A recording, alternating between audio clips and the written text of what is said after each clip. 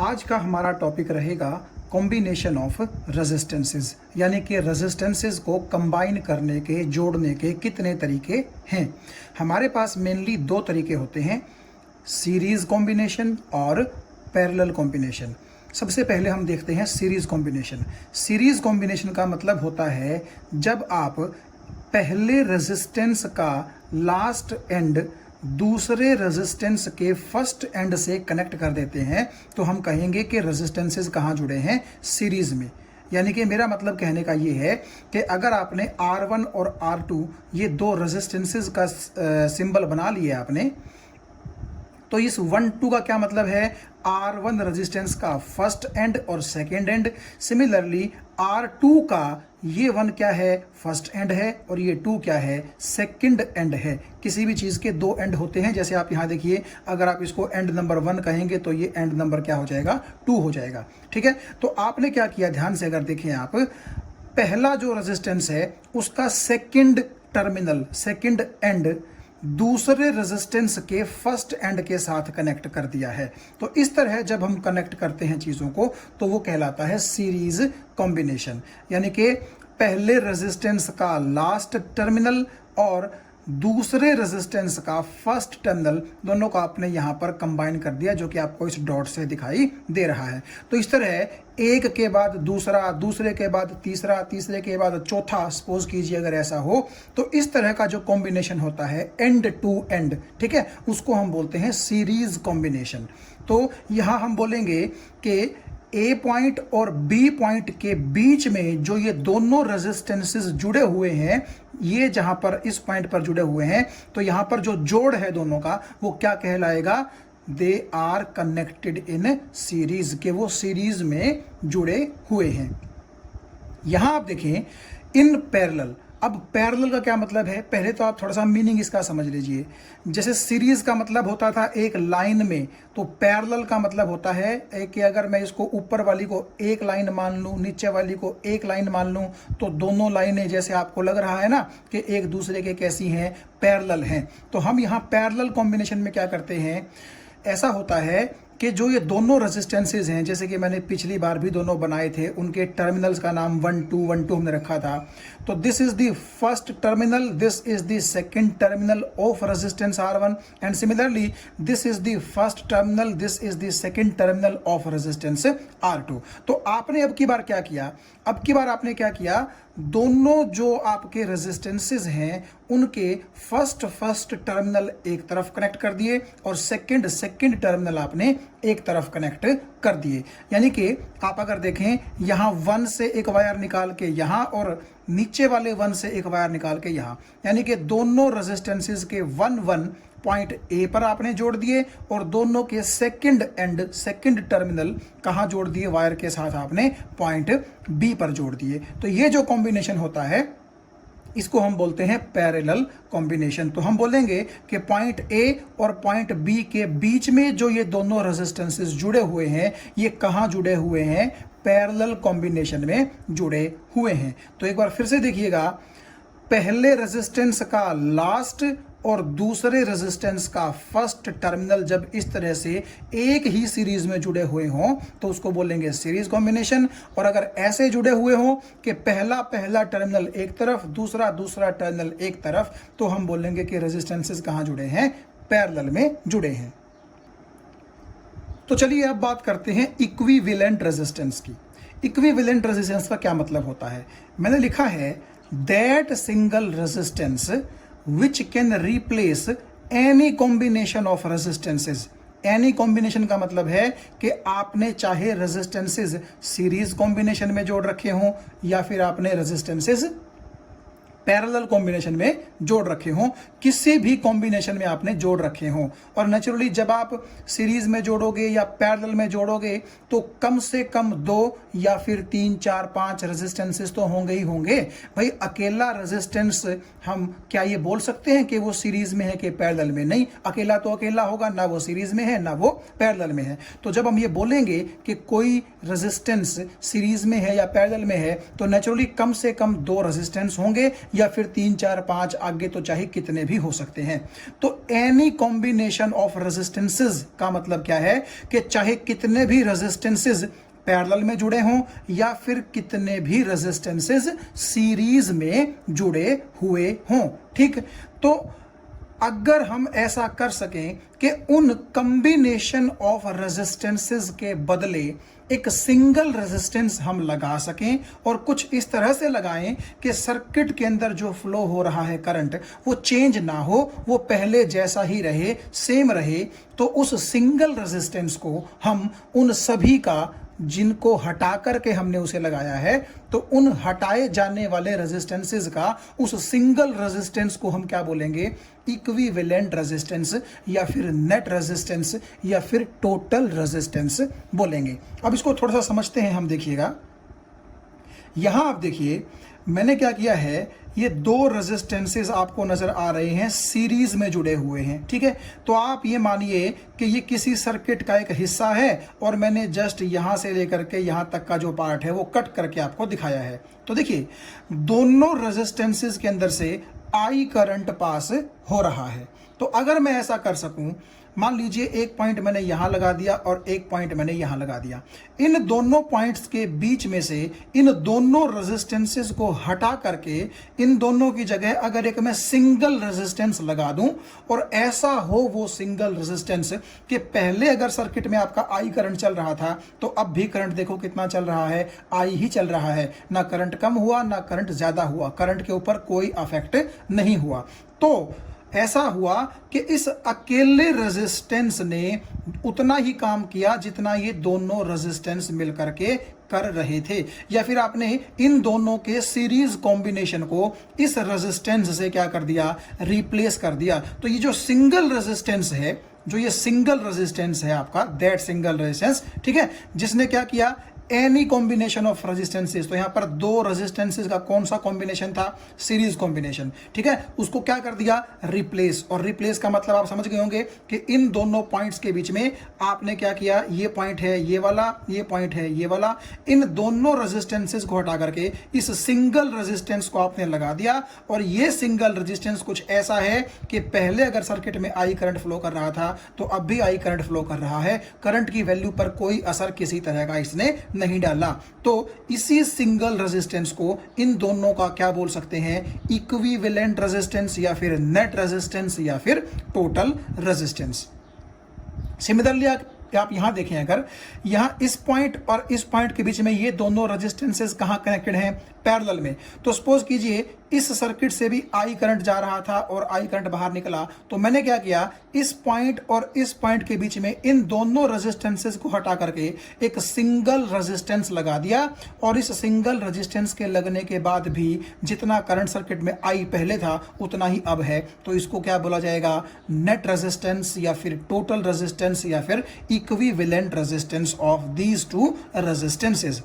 इसको मैंने आरपी इसलिए लिखा है क्योंकि ये पैरेलल कॉम्बिनेशन का क्या है? इक्विवेलेंट रेजिस्टेंस है। इसको मैंने आरएस क्यों लिखा है? क्योंकि ये सीरीज कॉम्बिनेशन का क्या है? Equivalent resistance. तो ये जो नीचे सबस्क्रिप्ट में आपको एस दिखाई दे रहा है ये सीरीज के लिए है, और जो पी दिखाई दे रहा है वो किसके लिए है? पैरेलल के लिए है। आप इसको इस तरह भी सोच सकते हैं। देखिए, मान लीजिए आपने क्या किया? एक मकान बनवाना है और उस मकान को बनाने के लिए आपको 10 मजदूरों की जरूरत है। मान लीजिए 10 लोग मिलकर के उस मकान को बनाते हैं और मान लीजिए 6 महीने में बनाते हैं।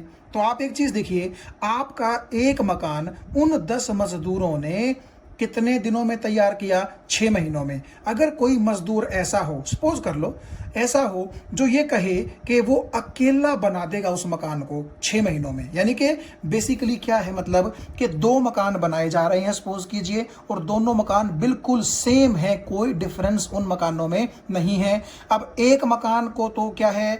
10 मजदूर मिलकर बना रहे हैं, और दूसरे मकान को मान लीजिए सिर्फ अकेला मजदूर बना रहा है, और टाइम लिमिट सेम है कि वो 10 मजदूर भी 6 महीनों में बनाएंगे, और मान लीजिए ये अकेला मजदूर भी 6 महीने में बना देता है, सपोज कीजिए ऐसा। तो हम क्या बोलेंगे? हम बोलेंगे कि उस एक मजदूर ने उन 10 मजदूरों के बराबर का काम किया। तो ये बराबर जो शब्द है ये यहां इक्वल से क्या बन गया? इक्विवेलेंट बन गया। क्योंकि इक्वल का तो मतलब होता है पूरी तरह से बराबर, लेकिन इक्विवेलेंट का क्या मतलब होता है? बराबर जैसा। तो वो एक मजदूर 10 मजदूरों के बराबर जैसा है, इसीलिए हम किसका यूज करते हैं? इक्विवेलेंट शब्द का यूज करते हैं। तो आपको ये इक्विवेलेंट का कॉन्सेप्ट समझ में आ गया होगा मेरे ख्याल से, कि वो एक मजदूर जिसने क्या किया, 10 मजदूरों के बराबर सेम टाइम लिमिट में काम कर दिया, तो वो एक मजदूर उन 10 मजदूरों का इक्विवेलेंट या फिर नेट या फिर टोटल कहलाएगा। सिमिलरली जितना काम इन दोनों रेजिस्टेंसेस ने मिलके किया था, अब यार रेजिस्टेंस क्या काम करेंगे? करंट को रोकने का। तो सपोज कीजिए अगर ये रेजिस्टेंसेस ना हो तो करंट ज्यादा होगा, और ये रेजिस्टेंसेस जब प्रेजेंट है तो करंट आई है। सपोज कीजिए, ऐसा कर लीजिए सपोज आप, तो जितना आपके करंट को इन दोनों ने रोकने की कोशिश की है, अगर उतना ही रुकावट करंट के रास्ते में ये अकेला डाल सके, तो ये अकेला इन दोनों का क्या कहलाएगा? Equivalent resistance. तो यहां आप देखिए, हम एक एक्सप्रेशन अब डेराइव करेंगे कि अगर 3 रेजिस्टेंसेस R1, R2, R3 को अगर हम सीरीज में जोड़ दें तो उनका इक्विवेलेंट रेजिस्टेंस कितना होगा। अब हम ये देखना चाहते हैं। R1, R2, R3 का क्या मतलब है? कि तीनों रेजिस्टेंसेस जो हैं वो अलग अलग वैल्यूज के हैं। आप चाहें तो सेम भी ले सकते हैं, मैंने अलग अलग ले लिए हैं, ठीक है। तो आप देख सकते हैं कि ये जो रेजिस्टेंस R1 है, इसका लास्ट टर्मिनल R2 के पहले से और R2 का लास्ट टर्मिनल R3 के पहले टर्मिनल के साथ कनेक्ट कर दिया गया है, ठीक है। तो ये तीनों रेजिस्टेंसेस कहाँ हैं? आपस में सीरीज में है। तो अब हम ये एक्सप्रेशन डिराइव करेंगे कि तीनों रेजिस्टेंसेस को हटा करके अगर मुझे A और B के बीच में एक सिंगल रेजिस्टेंस लगाना हो, जो कि ऑफ कोर्स इन तीनों का क्या कहलाएगा? Equivalent resistance. तो उस इक्विवेलेंट रेजिस्टेंस की वैल्यू कितनी होगी? तो चलिए सीरीज कॉम्बिनेशन को समझने के लिए हम इस डायग्राम की हेल्प लेते हैं। मान लीजिए एक टनल है, सुरंग जिसको हम बोल सकते हैं। यहाँ पर आप देखिए बहुत ही तंग है, बड़ी नैरो है, आगे वो थोड़ी सी चौड़ी हो गई है और यहाँ पर उसकी चौड़ाई बहुत ज़्यादा बढ़ गई है। और सपोज कीजिए उस सुरंग के अंदर से, उस टनल के अंदर से आपको पास करना है, तो होगा ये कि यहाँ पर टनल क्योंकि काफ़ी नैरो है तो आपको इस तरह रेंग रेंग करके चलना पड़ेगा। अब आगे जाकर के आप देखेंगे तो थोड़ी सी वो टनल चौड़ी हो गई है, तो आप रेंगने की बजाय थोड़ा सा उठ करके चलेंगे, लेकिन अब भी आपको अपनी गर्दन झुका करके चलनी पड़ेगी, क्योंकि अगर आप गर्दन उठाएंगे तो ऊपर गर्दन की टक्कर हो जाएगी, सर की टक्कर हो जाएगी। और आगे जब आप गए तीसरे फेज में, तो आप ये देखिए कि ये सुरंग, ये टनल काफ़ी चौड़ी हो गई है, इसीलिए इस बंदे के मुंह पर भी क्या आ गई? इस बंदे के मुंह पर हंसी आ गई है, क्योंकि इसको अब ज़्यादा दिक्कत पेश नहीं आई है, ये बिल्कुल सीधा होकर के आगे की तरफ चल सकता है। तो ये मैंने एक ही सुरंग आपको बेसिकली 3 क्रॉस सेक्शंस की दिखाई है। यहाँ पर क्रॉस सेक्शन काफ़ी तंग था, दिक्कत बड़ी ज़्यादा आई थी आपको चलने में, आप बिल्कुल रेंग रेंग के चल रहे थे।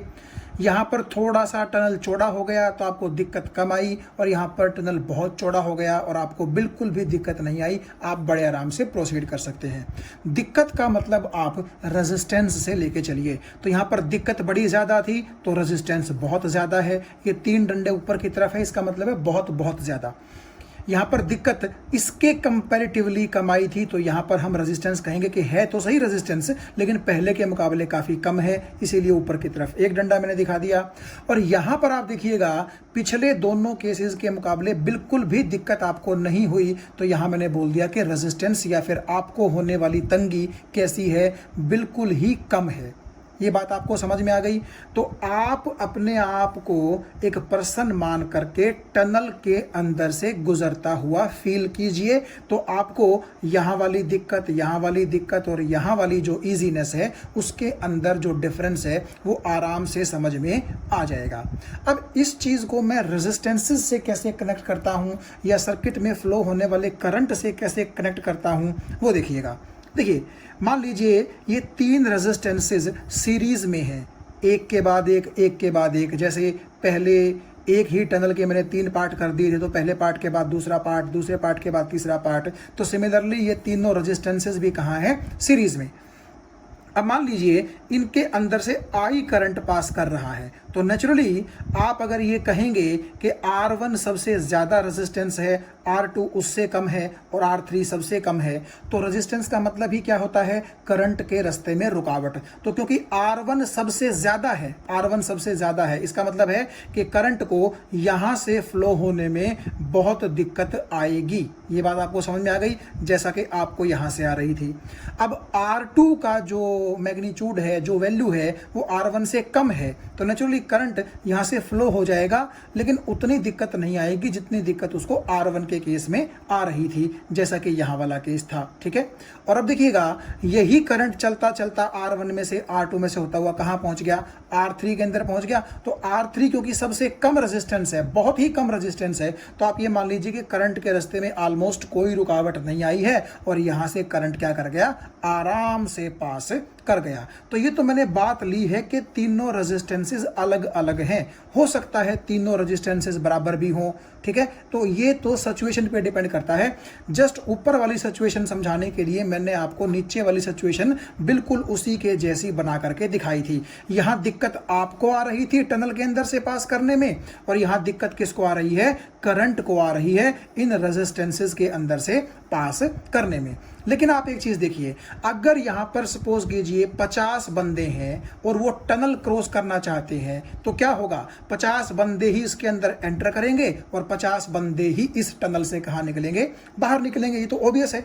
ऐसा तो नहीं है कि कोई बंदा बीच में अटक जाएगा, तो ये हमें मान के चलना पड़ेगा कि सब बंदे इतने हैं कि वो यहां भी नहीं फंसेंगे, तो नेचुरली यहां और यहां फंसने का तो सवाल ही पैदा नहीं होता। तो मैं बिल्कुल आसान कंडीशन के लिए मानता हूं कि 50 बंदे अगर इसके अंदर एंटर हुए तो 50 ही बंदे इससे कहां निकल गए? बाहर निकल गए। सिमिलरली आप ये देखिए, अगर इन तीनों रेजिस्टेंसेस के सीरीज कॉम्बिनेशन में आई करंट एंटर करेगा तो बाहर की तरफ भी कितना करंट निकलेगा? आई करंट ही निकलेगा। और मेरा इस चीज को समझाने का मेन मकसद ये है कि सीरीज कॉम्बिनेशन में जब रेजिस्टेंसेस होते हैं तो उनके अंदर से सेम करंट फ्लो करता है। ऐसा नहीं है कि इसके अंदर से कुछ करंट फ्लो करेगा, इसके अंदर से कुछ करंट फ्लो करेगा और इसके अंदर से कुछ अलग करंट फ्लो करेगा। नहीं, तीनों के अंदर से सेम करंट जो है वो फ्लो करेगा। इसको आप इस तरह समझिए कि करंट की डायरेक्शन अगर इस तरफ है तो नेचुरली इलेक्ट्रॉन्स आपके कहाँ मूव कर रहे होंगे? अपोजिट, क्योंकि आप जानते हैं कि इलेक्ट्रॉन जिस तरफ चलते हैं करंट की डायरेक्शन हम उससे कहाँ मानते हैं? अपोजिट डायरेक्शन में मानते हैं। तो सपोज कीजिए जैसे यहाँ 50 बंदे थे, मान लीजिए यहाँ पर 50 इलेक्ट्रॉन्स हैं। कितने? 50 इलेक्ट्रॉन्स। तो होगा ये कि ये रेजिस्टेंस आप देखिए सबसे कम है, तो 50 के 50 इलेक्ट्रॉन इसके अंदर से बड़े आराम से निकल जाएंगे, इसके अंदर से थोड़ी सी उनको तकलीफ होगी और यहाँ पर तकलीफ उनको सबसे ज़्यादा होगी क्योंकि R1 सबसे ज़्यादा रेजिस्टेंस है। तो एक बात आइए आप मुझे, क्या ऐसा हुआ कि कोई रेजिस्टेंस बीच में कोई इलेक्ट्रॉन बीच में अटक करके खड़ा हो गया हो? नहीं, ऐसा नहीं हुआ। जैसे सब के सब बंदे पास कर गए थे, ऐसे ही सब के सब इलेक्ट्रॉन भी इस रेजिस्टेंसेस की सीरीज कॉम्बिनेशन को क्या कर चुके हैं? पार कर चुके हैं। और आप मुझे एक चीज बताइए, करंट की वैल्यू क्या होती है? चार्ज बटा टाइम। ये बात ठीक है? तो ये हो सकता है कि कहीं रेजिस्टेंस जो है वो कम है, कहीं पर थोड़ा सा ज़्यादा है, कहीं पर और ज़्यादा है। तो मान लीजिए यहाँ पर टाइम आपको कम लगा, यहाँ पर टाइम थोड़ा सा फालतू लगा, यहाँ पर सबसे ज़्यादा टाइम लगा। तो अगर मैं आपसे कहूँ कि यहाँ से लेकर के यहाँ तक आपको कितना टाइम लगा, तो तीनों टाइम का आप सम कर लीजिए। ये रेजिस्टेंस सबसे कम है तो यहाँ सबसे कम टाइम लगेगा, यहाँ पर थोड़ा सा ज़्यादा लगेगा और यहाँ पर थोड़ा सा और ज़्यादा लगेगा। तो मान लीजिए यहाँ आपको टाइम लगा T3, यहाँ आपको टाइम लगा T2 और यहाँ आपको टाइम लगा T1। तो T1 plus T2 plus T3 इनका सम है ये टोटल टाइम। ठीक है, तो यहाँ पर T का क्या मतलब है कि सब के सब इलेक्ट्रॉन्स को निकलने में कितना वक्त लगा। तो T तो यहाँ हो गया। ठीक है, यहाँ पर आपको बहुत ही कम टाइम लगेगा, यहाँ पर थोड़ा सा ज़्यादा लगेगा, और क्योंकि R1 सबसे ज़्यादा है तो यहाँ सबसे ज़्यादा टाइम लगेगा। लेकिन तीनों का सम मैंने किसके बराबर बोल दिया? T के बराबर। ठीक है, तो टोटल टोटल टाइम हमने निकाल लिया। मान लीजिए मैं कहता हूं कि यहां से यहां आने में सब इलेक्ट्रॉन्स को 1 मिनट लग गया, तो यहां पर इसका मतलब है कि हो सकता है यहां पर आपको 10 सेकंड में निकल गए हों सबके सब इलेक्ट्रॉन, यहां से निकलते वक्त उनको 20 सेकंड लगे हों, तो 10 सेकंड और 20 सेकंड कितना हो गया, 30। तो यहां से अकेले निकलते वक्त उनको कितने सेकंड लग गए, 30 सेकंड लग गए, क्योंकि ये वाले 10 सेकंड, ये वाले 20 सेकंड और ये वाले 30 सेकंड। देखिए 10 और 20, 30 और 30, 60, पूरा 1 मिनट का हिसाब किताब हो गया। यहां टाइम कम क्यों लगा, रेजिस्टेंस कम था। यहां टाइम थोड़ा सा ज्यादा लगा, रेजिस्टेंस ज्यादा था। यहां टाइम सबसे ज्यादा लगा क्योंकि सबसे ज्यादा रेजिस्टेंस था R1। तो ये टोटल टाइम तो हम यहां पर लिख देंगे। अब ठीक ये देखिएगा, तो टाइम का मतलब आप समझ गए कि यहां से लेकर के यहां टोटल टाइम को कितना लगा, अलग अलग टाइम हमने कंसीडर नहीं किया। अब Q का क्या मतलब है, Q का मतलब है कि अगर एक इलेक्ट्रॉन पर चार्ज होता है 1.6 इंटू 10⁻⁻19 कूलम, तो 50 इलेक्ट्रॉन्स पर कितना होगा, आप उसको 50 से मल्टीप्लाई कर दीजिए। तो जब 50 इलेक्ट्रॉन इस तरफ पास कर गए हैं, तो इसका मतलब ये है कि उन 50 इलेक्ट्रॉन्स का जो टोटल चार्ज है वही मैंने क्या बोल दिया, Q बोल दिया है। तो आप मुझे एक चीज बताइए, टाइम तो आपने ये लिख दिया यहां पर 60 सेकेंड्स लिख दिया या 1 मिनट लिख दिया।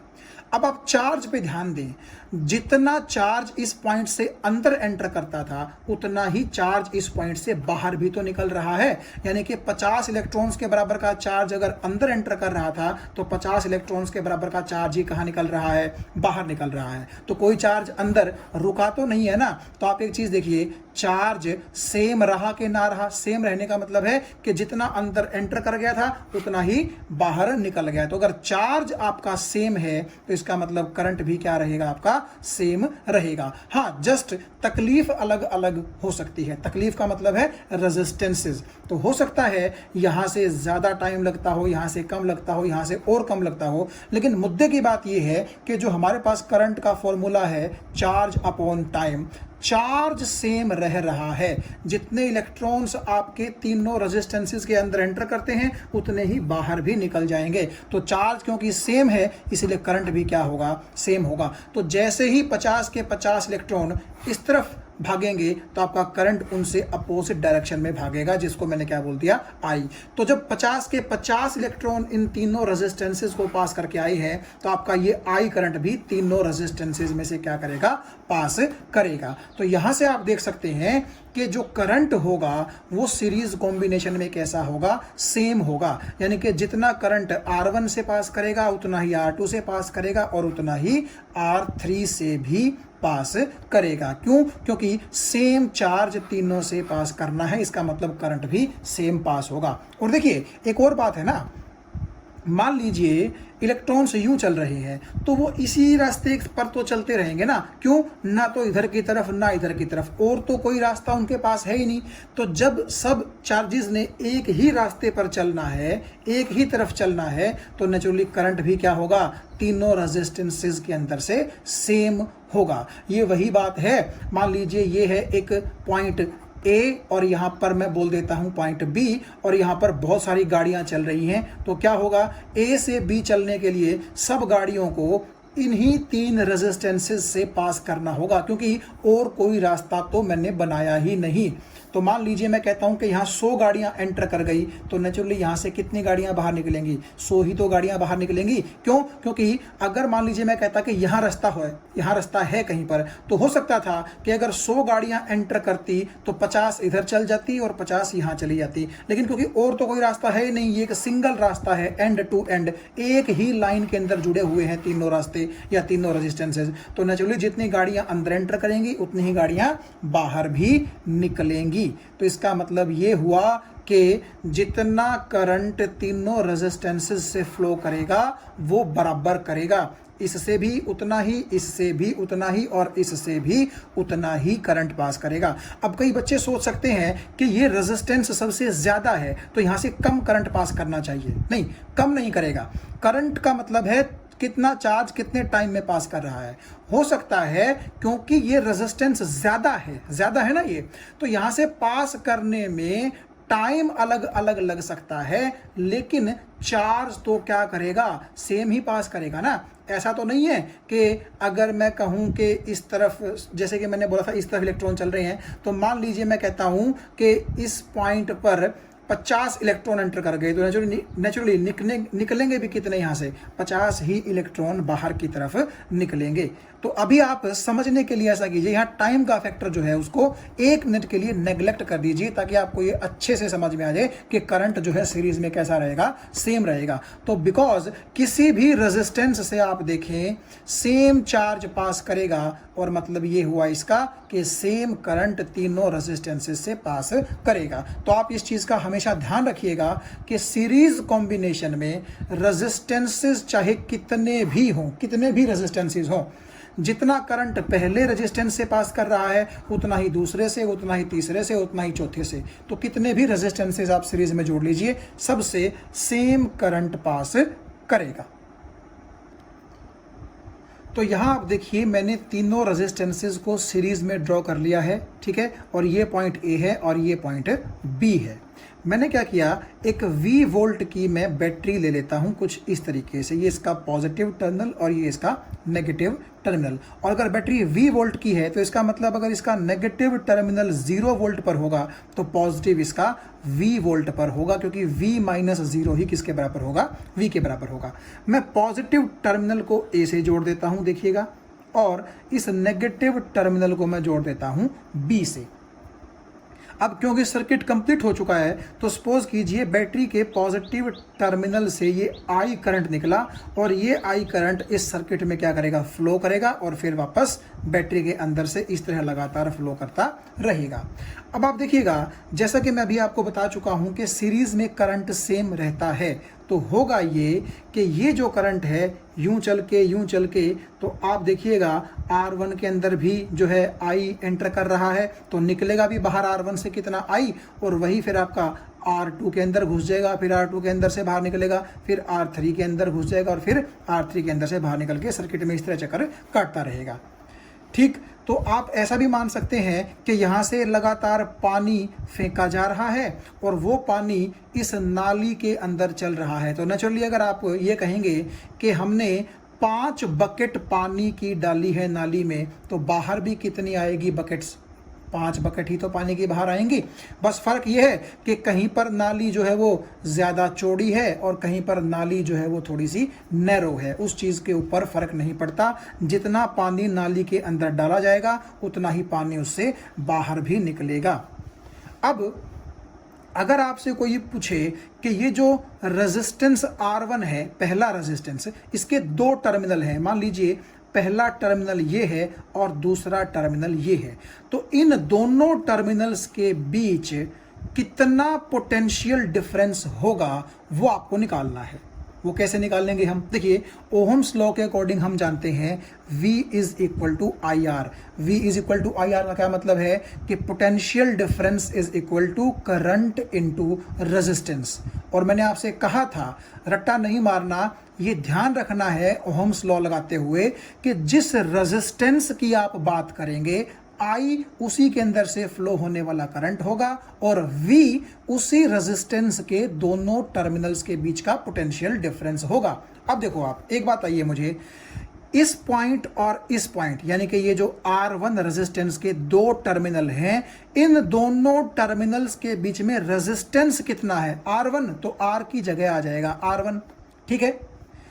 और इन दोनों टर्मिनल्स के बीच में करंट कितना फ्लो कर रहा है, भाई देखिए I करंट ही तो यहां से यहां फ्लो कर रहा है। इसका मतलब है इस पॉइंट और इस पॉइंट के बीच में कितना करंट फ्लो कर रहा है, I, तो इस I की जगह मैं लिख देता हूं I, तो ये I इंटू R1 जो होगा ये क्या हो जाएगा, इन दोनों टर्मिनल्स के बीच का पोटेंशियल डिफरेंस, और मैं उसको बोल देता हूं V1। So V1 is equal to IR1। ये बात आपको समझ में आ गई होगी।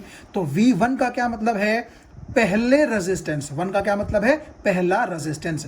तो पहले रेजिस्टेंस के 2 टर्मिनल्स के बीच में जो भी पोटेंशियल डिफरेंस होगा उसको मैं बोल दूंगा V1, और V1 किसके बराबर होगा, I इंटू R1। क्यों, क्योंकि ओहम्स लॉ के अकॉर्डिंग जिन 2 टर्मिनल्स के बीच का आपको पोटेंशियल डिफरेंस देखना है, उन्हीं के बीच फ्लो करने वाला करंट उन्हीं दोनों टर्मिनल्स के बीच के रेजिस्टेंस से मल्टीप्लाई हो जाएगा, ठीक है। V is equal to IR। तो इन दोनों टर्मिनल्स के बीच में पोटेंशियल डिफरेंस आप मान लीजिए V1, तो वो किसके बराबर हो जाएगा, दोनों टर्मिनल्स के बीच में करंट फ्लो कर रहा है I और दोनों टर्मिनल्स के बीच में रेजिस्टेंस है R1, so V1 is equal to I into R1।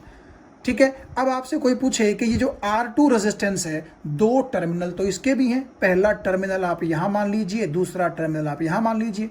आप इसको यहां मानने, आप इसको यहां मानने, कहीं फर्क नहीं पड़ता। बस बात ये है कि इस रेजिस्टेंस से और इस रेजिस्टेंस के बीच कहीं भी मान सकते हैं। सिमिलरली ये पॉइंट इस रेजिस्टेंस से इस रेजिस्टेंस के बीच आप कहीं भी मान सकते हैं। तो फिलहाल आप मुझे बताइए इन दोनों पॉइंट्स के बीच में पोटेंशियल डिफरेंस कितना होगा। अब क्योंकि ये रेजिस्टेंस नंबर 2 है तो उस पोटेंशियल डिफरेंस को मैं बोल देता हूं V2। ठीक है, आप चाहें तो वीडियो को पॉज करके उसकी वैल्यू निकाल सकते हैं, और अगर आप ऐसा करेंगे तो वैल्यू कितनी आएगी। देखिए, इन दोनों टर्मिनल्स के बीच करंट तो फ्लो हो रहा है I और दोनों टर्मिनल्स के बीच रेजिस्टेंस कितना है R2, so this will be IR2। And similarly R3 के जो दो टर्मिनल्स हैं, मान लीजिए एक टर्मिनल ये और एक टर्मिनल ये, तो इनके बीच का जो पोटेंशियल डिफरेंस होगा V3 वो आपका हो जाएगा I इंटू R3 के बराबर। तो हमने क्या किया, जो ये हमारी V वोल्ट की बैटरी थी, इस बैटरी ने जो ये I करंट सप्लाई किया था सर्किट को, तो इस I करंट ने तीनों रेजिस्टेंसेस में से बराबर बराबर पास होना है। तो मैंने पहले रेजिस्टेंस, दूसरे रेजिस्टेंस और तीसरे रेजिस्टेंस के दो टर्मिनल लेकर के उनके बीच पोटेंशियल डिफरेंसेस V1, V2 और V3 निकाल लिए, और आपका V1 किसके बराबर आया, I R1 के बराबर, V2 किसके बराबर आया, I R2 के बराबर, और V3 किसके बराबर आया, I R3 के बराबर। एक चीज यहां आप नोट कर सकते हैं कि जो ये तीन रेजिस्टेंसेस हैं, इंडिविजुअल रेजिस्टेंसेस, अलग अलग रेजिस्टेंसेस, इनके दो दो टर्मिनल्स के बीच के जो पोटेंशियल डिफरेंसेस हैं V1, V2, V3, वो भी अलग अलग आए हैं, आप देख सकते हैं। तो आप ऐसा बोल सकते हैं कि सीरीज कॉम्बिनेशन में करंट तो सेम रहता है, किससे, रेजिस्टेंसेस से, मगर रेजिस्टेंसेस के दो टर्मिनल्स के बीच जो पोटेंशियल डिफरेंस होते हैं वो जनरली अलग अलग होते हैं। अब यहाँ जनरली का क्या मतलब है, जनरली का मतलब ये है कि अगर मैं ये कह दूं कि R1 is equal to R2 is equal to R3, तो जब R1 R2 R3 बराबर हो जाएंगे तो V1 V2 V3 भी क्या हो जाएंगे, बराबर हो जाएंगे। ठीक है, तो जनरली का मतलब है कि अगर आप रेजिस्टेंसेस को अलग अलग लेकर के चलते हैं तो करंट तो सेम होगा ही होगा, इसीलिए आपके पोटेंशियल डिफरेंस हर दो टर्मिनल्स के बीच में क्या रहेंगे, अलग अलग रहेंगे। अगर रेजिस्टेंसेस अलग अलग हैं तो इसीलिए मैंने जनरली शब्द का यूज किया था। क्यों, क्योंकि जनरली हम रेजिस्टेंसेस को क्या लेकर चलते हैं, अलग अलग लेकर के चलते हैं। हाँ, अगर रेजिस्टेंसेस सेम हुए तो फिर दोनों टर्मिनल के, इनके बीच का पोटेंशियल डिफरेंस, इनके बीच का और इनके बीच का, वो क्या हो जाएंगे, बराबर हो जाएंगे, अगर R1 R2 R3 बराबर हुए तो आप ये देख सकते हैं कि जो ये बात मैंने आपको बताई, एक बार फिर से आप सुनिएगा, ध्यान रखिएगा इस चीज को, कि सीरीज कॉम्बिनेशन में करंट तो रहता है सेम, ठीक है, लेकिन पोटेंशियल डिफरेंस हर एक रेजिस्टेंस के दो टर्मिनल्स के बीच में जनरली कैसा होता है, अलग अलग होता है, डिफरेंट होता है। तो ये हम निकाल चुके हैं कि अगर हम एक V वोल्ट की बैटरी लगाते हैं तो R1 R2 R3 के ऊपर जो तीन पोटेंशियल डिफरेंसेस हैं ओहम्स लॉ के अकॉर्डिंग, वो इतनी और इतनी वैल्यू के आएंगे। तो इस डायग्राम में आप देखिए एक बड़ी इंपॉर्टेंट चीज़ हम समझने की कोशिश करेंगे, और वो ये कि आप जानते हैं कि इस पूरे सर्किट में क्या होंगे, इलेक्ट्रॉन्स होंगे जिनको मैंने E से रिप्रेजेंट किया है। बैटरी का नेगेटिव टर्मिनल इन इलेक्ट्रॉन्स को रिपेल करेगा और पॉजिटिव टर्मिनल इन इलेक्ट्रॉन्स को अट्रैक्ट करेगा। तो कुल मिलाकर के सर्किट के अंदर इलेक्ट्रॉन्स इस तरह से फ्लो होना शुरू होंगे, और करंट जो है वो इलेक्ट्रॉन फ्लो के अपोजिट डायरेक्शन में हम क्या करते हैं, शो करते हैं। अब मैंने आपको बताया था ओहम्स लॉ जब हम पढ़ रहे थे कि जो वोल्टेज होती है, जिसको आप पोटेंशियल डिफरेंस भी बोलते हैं, वो एक तरह से क्या होती है, एनर्जी होती है, जो एनर्जी इलेक्ट्रॉन्स को धक्का मारती है, यानी कि करंट को चलाती है। ठीक है, तो अब आप एक चीज समझिए जरा, ये जो इलेक्ट्रॉन है, ये नेगेटिव टर्मिनल इसको धक्का मारेगा और धक्का लगने से इलेक्ट्रॉन चलता चलता चलता इन रेजिस्टेंसेस के अंदर से यहाँ पर आएगा। बेसिकली न केवल नेगेटिव टर्मिनल इलेक्ट्रॉन को धक्का मारेगा बल्कि ये पॉजिटिव टर्मिनल इलेक्ट्रॉन को अपनी तरफ अट्रैक्ट भी करेगा। तो इलेक्ट्रॉन को चलने की एनर्जी कौन दे रहा है? बेसिकली ये बैटरी दे रही है, जो बैटरी आपने V वोल्ट की बाहर से लगाई है। ये चीज़ आपको समझ में आ गई होगी। अब देखिए, जब हमने मान ही लिया कि वोल्टेज यानी कि पोटेंशियल डिफरेंस का मतलब है इलेक्ट्रॉन को धक्का मारने वाली एनर्जी, तो सपोज कीजिए जब इलेक्ट्रॉन यहाँ से चला, आप थोड़ा सा इसी पॉइंट से इलेक्ट्रॉन को मान लीजिए कि वो चल रहा है। जब यहाँ से इलेक्ट्रॉन चला तो मान लीजिए उसके पास 100 जूल एनर्जी थी, जो उसको किसने दी थी? इस बैटरी ने दी थी। अब आप देखिएगा, ये जो तीनों रेजिस्टेंसेस हैं इनमें से R3 सबसे कम है और R1 सबसे ज़्यादा है।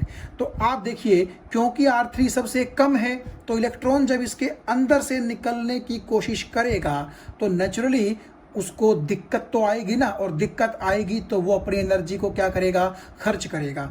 भले ही ये रेजिस्टेंस कम है लेकिन है तो सही ना रेजिस्टेंस। तो इलेक्ट्रॉन जब इसके अंदर से पास करेगा तो रेजिस्टेंस का काम ही क्या होता है? इलेक्ट्रॉन को रोकना। तो इलेक्ट्रॉन के पास एनर्जी है तो इलेक्ट्रॉन उस एनर्जी का यूज करके रुकेगा नहीं और वो चलता रहेगा, यानी कि अपनी एनर्जी खर्च करेगा। जैसे एक आदमी जो है सुरंग में, टनल में, चलने में, रेंगने में अपनी एनर्जी खर्च करता है, इसी तरह इलेक्ट्रॉन ने भी एनर्जी क्या करनी है? खर्च करनी है। लेकिन क्योंकि ये रेजिस्टेंस बहुत कम है, ठीक है, तो यहाँ पर एनर्जी भी बहुत कम होगी खर्च। तो मान लीजिए 100 जूल में से सिर्फ 20 जूल यहाँ पर खर्च हुई, फिर इलेक्ट्रॉन यूँ चलता रहा। यहाँ पर उसकी कोई एनर्जी खर्च नहीं होगी, क्योंकि आप देख सकते हैं इस पॉइंट से लेकर के इस पॉइंट के बीच में कोई रेजिस्टेंस नहीं है, आप ऐसा ही मान के चलिए। फिर जैसे ही वो R2 रेजिस्टेंस में एंटर करेगा तो R2 तो थोड़ा सा R3 से ज़्यादा है वैल्यू में, तो यहाँ पर उसको दिक्कत और ज़्यादा आएगी, तो उसको थोड़ी सी एनर्जी और खर्च करनी पड़ेगी, मशक्कत करनी पड़ेगी उसको। तो मान लीजिए उसने 30 जूल R2 के अंदर से पास करने में खर्च कर दी। तो अब देखिए 100 जूल उसके पास थी, 20 जूल यहाँ खर्च हो गई, 30 जूल यहाँ खर्च हो गई, तो टोटल 50 जूल तो खर्च हो गई। तो बची कितनी उसके पास?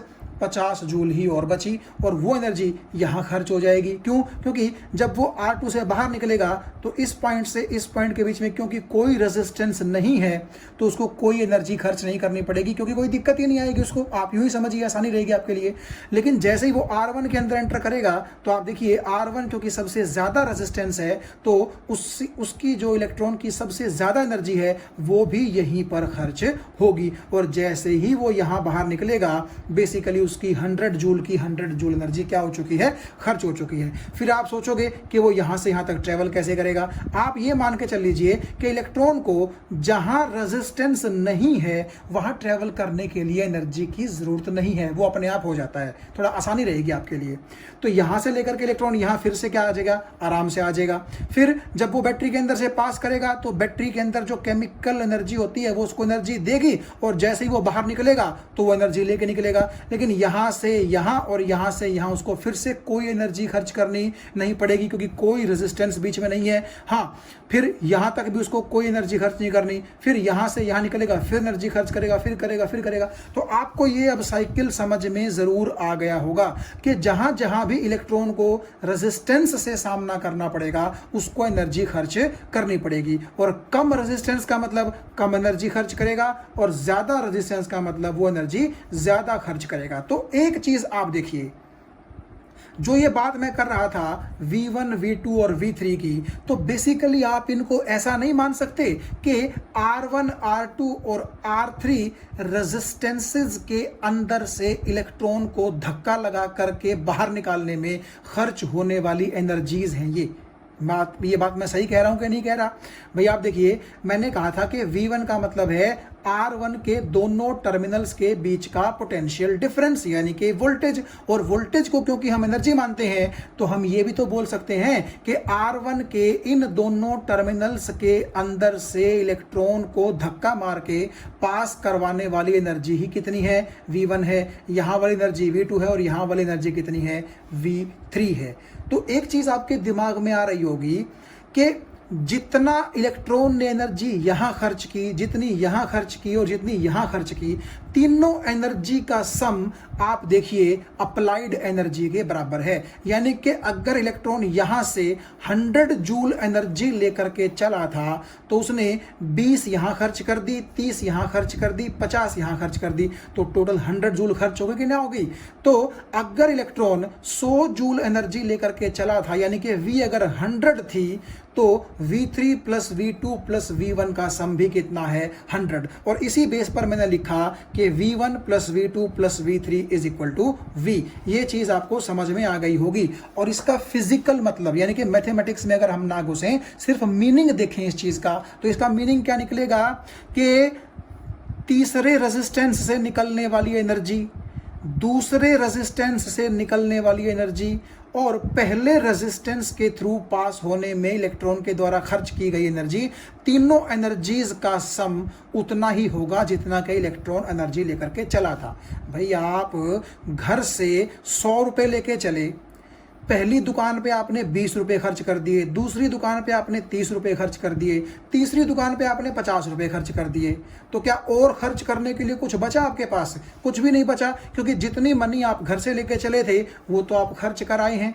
ये बात आपको समझ में आई कि नहीं आ गई? ठीक है, तो इसीलिए जहां जहां आपने खर्च किया, 3 जगह, तीनों का खर्च घर से मिलने वाले खर्च के बराबर ही तो होगा।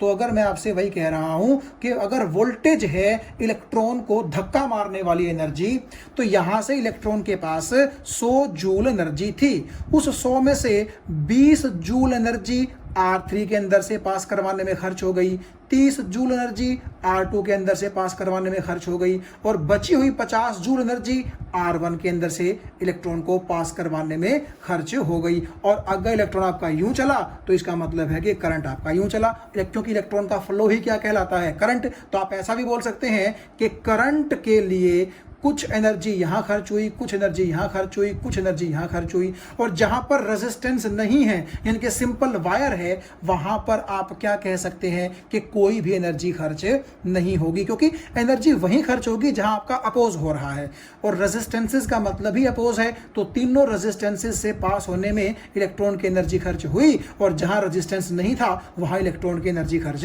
नहीं हुई। तो मुझे उम्मीद है ये चीज आपको समझ में आ गई होगी कि पहले रेजिस्टेंस पर सबसे ज्यादा एनर्जी खर्च हुई, उसके बाद थोड़ी एनर्जी खर्च हुई, उसके बाद बहुत ही कम एनर्जी खर्च हुई, और तीनों एनर्जीज खर्च का बराबर कितना है? उतना ही है जितना कि इलेक्ट्रॉन एनर्जी लेकर के चला था। क्योंकि मैं बार बार आपसे कह रहा हूं कि वोल्टेज या फिर पोटेंशियल डिफरेंस का मतलब है इलेक्ट्रॉन को धक्का मार के चलाने वाली, यानी कि करंट को धक्का मार के चलाने वाली एनर्जी। तो जितनी एनर्जी इलेक्ट्रॉन यहां से लेके चला था, यानी कि V एक तरह से मान लीजिए आप, तो उस V में से V1 एनर्जी यहां खर्च कर दी, V2 यहां खर्च कर दी, V3 यहां खर्च कर दी, और खर्च करके इलेक्ट्रॉन घर पे आ गया, और फिर से जब घर से निकला तो उतने ही पैसे, उतनी एनर्जी लेके निकला। तो बार बार इलेक्ट्रॉन एनर्जी लेगा, एनर्जी खर्च करेगा, एनर्जी लेगा, एनर्जी खर्च करेगा, और इस तरह से चक्कर काटता रहेगा। तो मुझे उम्मीद है ये चीज आपको समझ में आ गई होगी कि क्यों अप्लाइड बैटरी की जो वोल्टेज है वो इन तीनों पोटेंशियल डिफरेंसेस के सम के बराबर होती है। तो चलिए, हालांकि मुझे भी पता है कि आप लोग काफ़ी बोर हो रहे हैं, काफ़ी लंबा हो रहा है, लेकिन आपको अच्छी तरह समझ में आ जाए, मैं इसीलिए थोड़ा सा ज़्यादा डीप में जाकर के एक्सप्लेन इस चीज़ को कर रहा हूँ। अब देखिएगा, ये क्या है? ये पॉइंट A है, ये पॉइंट B है, जिनके बीच में 3 रेजिस्टेंसेस वही हमारे सीरीज में कनेक्टेड हैं। और यहाँ पर आप देखिए, ये वही पॉइंट A है और वही पॉइंट B है। बस अब की बार मैंने क्या किया, इन तीनों की बजाय केवल एक सिंगल रेजिस्टेंस मैंने यहाँ पर लगा दिया। और मान लीजिए यहाँ पर अगर बैटरी V वोल्ट की थी, तो यहाँ पर भी बैटरी कितने वोल्ट की है? V वोल्ट की। और अगर इस V वोल्ट की बैटरी ने तीनों रेजिस्टेंसेस को I करंट सप्लाई किया था, तो मान लीजिए ये बैटरी भी इस सर्किट में I करंट सप्लाई करती है। तो क्या मैं इस RS को इन तीनों का इक्विवेलेंट रेजिस्टेंस नहीं बोल सकता? क्योंकि इक्विवेलेंट रेजिस्टेंस की डेफिनेशन में हमने यही तो देखा था, क्या कि अगर आपने ऐसा किया कि किसी सर्किट के अंदर उन रेजिस्टेंसेस को हटा करके, जो कि बहुत सारे थे, 1 2 3, एक सिंगल रेजिस्टेंस आपने लगा दिया और वो सिंगल रेजिस्टेंस जितना करंट सर्किट में पहले मेंटेन्ड था उतना ही करंट अब भी मेंटेन्ड रखे, यानी कि इन तीनों ने V वोल्ट की बैटरी से I करंट लिया, इस अकेले ने भी V वोल्ट की बैटरी से I करंट लिया। तो इसका मतलब है कि ये तीनों मिलकर के V वोल्ट की बैटरी से जितना करंट निकाल पाए उतना ही करंट इसने अकेले इसी सेम V वोल्ट की बैटरी से सेम I करंट निकाल दिया। तो इसका मतलब क्या है कि ये अकेला इन तीनों का क्या कहलाएगा, इक्विवेलेंट कहलाएगा। ठीक है, तो अब हम एक एक्सप्रेशन सीरीज रेजिस्टेंस में इक्विवेलेंट रेजिस्टेंस का डिराइव कर लेते हैं। तो इस पेज पर आप देखिए जितनी बातें हम कर चुके थे लगभग सभी बातें मैंने यहाँ पर लिख दी है। ये वही इक्विवेलेंट रेजिस्टेंस वाली बात है, ये सभी वही हैं। R1, R2, R3 के ऊपर जो पोटेंशियल डिफरेंसेस थे V1, V2, V3, ये सब बातें हम कर चुके हैं। दोबारा बोर आपको मैं नहीं करूँगा। तो अब आप एक चीज़ देखिए, जैसा कि मैं आपको बता रहा था कि इस V को हम V1 plus V2 plus V3 लिख सकते हैं, तो मैंने वही काम यहाँ पर किया। V is equal to V1 plus V2 plus V3। तो V को मैंने कैसे लिखा, देखिए इस सर्किट से आप देखिएगा मैंने क्या किया है, क्योंकि RS आपका इक्विवेलेंट रेजिस्टेंस है तो A और B के बीच में अकेला जोड़ दिया, तो ये V वोल्ट की बैटरी से I करंट निकाल रहा है। इस सर्किट पे जब आप ओहम्स लॉ लगाएंगे तो ओहम्स लॉ क्या बोलता है, V is equal to IR। V की जगह ये V यूं का यूं आ जाएगा। अब क्योंकि करंट भी I है तो I की जगह I आएगा, और क्योंकि रेजिस्टेंस RS है तो R की जगह RS आ जाएगा। So V is equal to IR की जगह V is equal to IRS आ जाएगा। ये बात आपको समझ में आ गई। तो क्योंकि ये V क्या है, इसी बैटरी की वोल्टेज है, ये भी वही बैटरी है, तो V is equal to IRS को मैं यहां रख देता हूं, यानी कि V की जगह मैंने IRS रख दिया। और V1 किसके बराबर है, IR1, V2 किसके बराबर है, IR2, V3 किसके बराबर है, IR3, ये भी मैंने यहां पर रख दिए। तो यहां से जब आप I कॉमन लेंगे तो R1 plus R2 plus R3 अंदर बच जाएगा, और इस I से ये I कैंसिल हो जाएगा, और RS आपका किसके बराबर आ जाएगा, R1 plus R2 plus R3। और यहां पर मैं अपनी चीज कंक्लूड कर दूं कि इसका मतलब ये है कि अगर तीन रेजिस्टेंसेस आपने सीरीज में जोड़ रखे हैं सीरीज में, तो अगर आपको उनका इक्विवेलेंट रेजिस्टेंस निकालना है तो सिंपली आप उन तीनों को क्या कर दीजिए, जोड़ दीजिए। यानी कि अगर ये 5 ओहम का है, ये 3 ओहम का है और ये 2 ओहम का है, तो इनका इक्विवेलेंट कितना हो जाएगा, 5 प्लस 3 8 एंड 8 प्लस 2 10, यानी कि 10 ओहम इनका इक्विवेलेंट हो जाएगा। इसका मतलब ये हुआ कि 5 ओहम, 3 ओहम और 2 ओहम का रेजिस्टेंस, आप ये तीनों रेजिस्टेंस अगर हटा करके इनकी जगह केवल 10 ओहम का सिंगल रेजिस्टेंस लगा दें, तो वो 10 ओहम का सिंगल रेजिस्टेंस इन तीनों का क्या कहलाएगा, इक्विवेलेंट रेजिस्टेंस कहलाएगा। तो लास्ट में हम सीरीज कॉम्बिनेशन के लिए कुछ 5 पॉइंट्स एक बार फिर से देख लेते हैं जल्दी जल्दी। ये मैं आपको बता ही चुका हूं कि जो अप्लाइड बैटरी है, अप्लाइड बैटरी का मतलब जो V वोल्ट की बैटरी मैंने अप्लाई की थी तीनों रेजिस्टेंसेस पर, उस अप्लाइड बैटरी की वोल्टेज जो है वो अलग अलग रेजिस्टेंस के 2 टर्मिनल्स के बीच के पोटेंशियल डिफरेंसेस के सम के बराबर होगी। ये चीज मैंने यहां लिख दी है, voltage of battery in the circuit is equal to the sum of the potential differences across each individual resistance. यानी कि R1 के ऊपर V1 पोटेंशियल डिफरेंस था, R2 के ऊपर V2 था और R3 के ऊपर V3 था। तो तीनों का जो अलग अलग रेजिस्टेंसेस के ऊपर ये क्या है, अलग अलग पोटेंशियल डिफरेंसेस, और इनका सम ही किसके बराबर होगा, बैटरी की जो वोल्टेज है, जो अप्लाइड बैटरी की वोल्टेज है उसके बराबर। अब देखिए, voltage across each individual resistance is generally different, ये मैंने आपको बता दिया था। हाँ, अगर रेजिस्टेंसेस सेम होंगे तो ये क्या होगी, सेम भी होगी। Same current flows through each resistance, series combination की ये प्रॉपर्टी होती है, पहले डिस्कस कर चुके हैं। अब ये देखिएगा आप, total resistance of the series combination is equal to sum of all the individual resistances. Individual का मतलब अलग अलग जो रेजिस्टेंसेस हैं उनका सम ही बेसिकली टोटल रेजिस्टेंस या फिर नेट रेजिस्टेंस या फिर equivalent resistance of this series combination के बराबर होगा। जैसे मैं आपको पीछे भी एग्जांपल दे रहा था कि 5 ओहम, 3 ओहम और 2 ओहम का जो सीरीज कॉम्बिनेशन होगा इक्विवेलेंट वो 10 ओहम होगा। तो तीनों के इंडिविजुअल सम के बराबर ही तो हुआ वो। और जो ये लास्ट में मैं आपको पॉइंट नंबर 2 बता रहा हूं, ये क्या है कि जो इक्विवेलेंट रेजिस्टेंस होगा वो हाइयर होगा, किससे? Highest of the individual resistances. यानी कि जो आपने इस सर्किट में 3 रेजिस्टेंसेस जोड़े हैं इंडिविजुअल, मान लीजिए 5 ओहम, 3 ओहम और 2 ओहम, उनमें तीनों में जो सबसे बड़े वाला है उस सबसे बड़े वाले से भी बड़ा होगा कौन? सीरीज कॉम्बिनेशन का total resistance, net resistance, equivalent resistance. भाई देखिए मेरे पास 3 रेजिस्टेंसेस थे, 5 ओहम, 3 ओहम और 2 ओहम। इनका जो नेट आया था वो कितना आया था? 10 आया था ना। तो आप एक चीज देखिए, जो भी रेजिस्टेंसेस आपने सीरीज में जोड़े हैं अलग अलग इंडिविजुअल, उनमें हाईएस्ट कौन सा है? हाईएस्ट तो ये है ना, क्योंकि 5, 3 और 2 में से 5 ही तो सबसे बड़ा है, ठीक है। तो जो रेजिस्टेंसेस आप सीरीज कॉम्बिनेशन में जोड़ रहे हैं उनमें ये देख लीजिए हाईएस्ट रेजिस्टेंस कौन सा है। तो तीनों का जो इक्विवेलेंट रेजिस्टेंस होगा वो इस हाईएस्ट रेजिस्टेंस से भी कैसा होगा? हाइयर होगा, क्योंकि जो 10 है तीनों का इक्विवेलेंट है और नेचुरली वो 5 से भी कैसा है? ज्यादा है। Thank you.